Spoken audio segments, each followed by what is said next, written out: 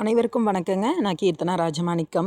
இன்றைக்கி நம்ம சேனலில் எதை பற்றி பார்க்க போகிறோம் அப்படின்னு சொல்லி பார்த்தீங்கன்னா, திருமணமான பெண்கள், அதாவது திருமணத்துக்கு பின் தன் அம்மா வீட்டில் இருந்து எடுத்துகிட்டு வரக்கூடாத பொருள்கள் என்ன அப்படிங்கிறத பார்த்துடலாங்க. ஒரு பெண் தன் அம்மா வீட்டில் இருந்து நல்ல குணங்கள், நல்ல பெயர்கள், நல்ல பழக்க வழக்கங்கள், ஒரு குடும்பத்தை எப்படி நடத்தணும் அப்படிங்கிறத திறன், பண்பு, பாசம், கணவனிடத்தில் எப்படி நடந்து கொள்ளுதல், இவற்றை தான் ஒரு பெண் கொண்டு வருவாங்க. ஏனென்றால் ஒரு பெண் மகாலட்சுமியின் அம்சமாகவே கருதப்படுகிறாள்.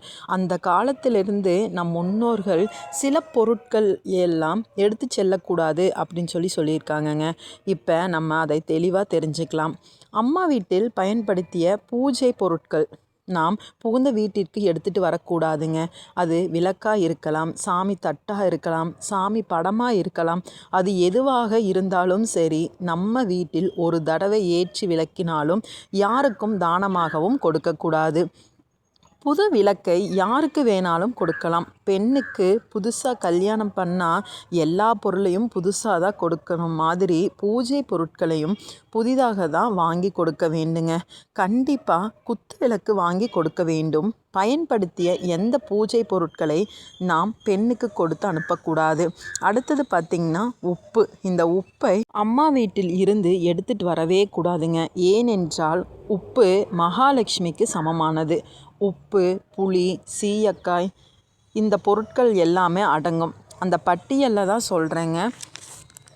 முருங்கைக்காய், கீரை, முருங்கைக்கீரை, அகத்திக்கீரை சம்மந்தப்பட்ட எதையும் எடுத்துகிட்டு வரக்கூடாது. கருவேப்பிலை கூட நம்ம எடுத்துகிட்டு வரக்கூடாதுங்க.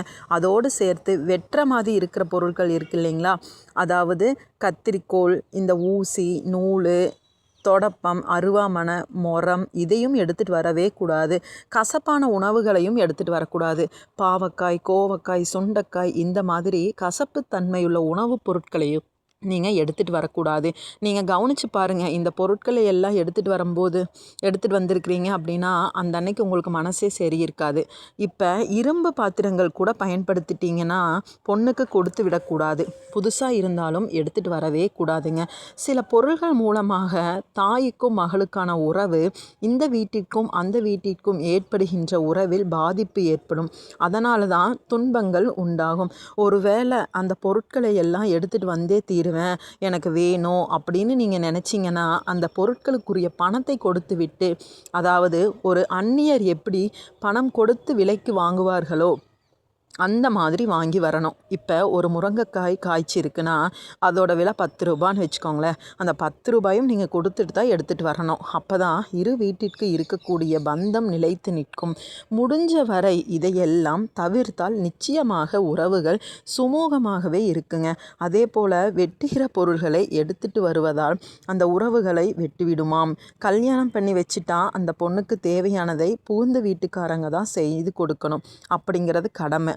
பிறந்த வீட்டில் வாங்கி தான் அந்த பெண் இங்கு எல்லாத்தையும் நிரப்பணும் அப்படிங்கிற எண்ணத்தில் இருந்து நம்ம ஃபஸ்ட்டு வெளியே வரணும்.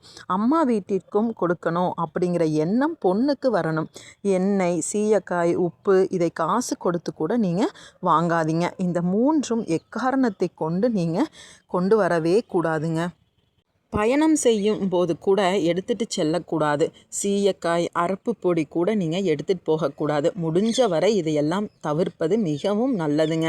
இதெல்லாம் நம்ம பெரியோர்கள் சொல்லியிருக்காங்க. சில விஷயங்கள் ஏன் எதற்கு அப்படிங்கிறத ஆராய்ந்து செயல்படணும். நாம் எந்த வகையிலும் குறைஞ்சு போக மாட்டோம்.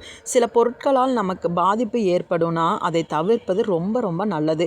வாழ்நாள் முழுக்க அம்மா வீட்டின் உறவுகளும் வேண்டும், மாமியார் வீட்டு உறவுகளும் நமக்கு வேணும். அதுவும் நம்ம வீடு தான், இதுவும் நம்ம வீடு தான்.